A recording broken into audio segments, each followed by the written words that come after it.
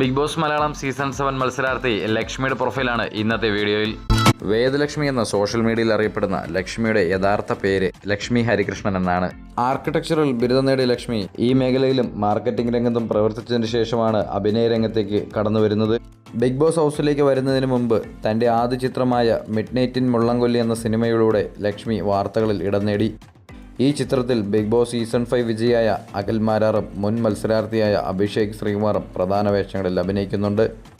Big boss Malayalam season 7ലേക്ക് ഒരു wild card മത്സരാർത്ഥിയായാണ് Lakshmi കടന്നു വന്നത്. സീസണിൽ മറ്റു മത്സരാർത്ഥികളുമായുള്ള സംവാദങ്ങളിലും അഭിപ്രായ പ്രകടനങ്ങളിലും ലക്ഷ്മി സജീവമായി ഇടപെടാറുണ്ട്. എന്നാൽ നിലവിൽ ലക്ഷ്മി നോമിനേഷൻ പട്ടികയിൽ ഉൾപ്പെട്ടിട്ടുണ്ട്.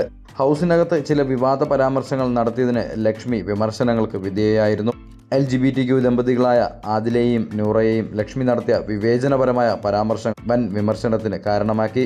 ബിഗ് ബോസ് മലയാളം പരിപാടിയുടെ അവതാരകനായ മോഹൻലാൽ ഈ വിഷയത്തിൽ ലക്ഷ്മിയെ കടുത്ത ഭാഷയിൽ ശാസിച്ചിരുന്നു. ആത്മവിശ്വാസമുള്ള വ്യക്തിത്വമാണ് ലക്ഷ്മിയുടേത്.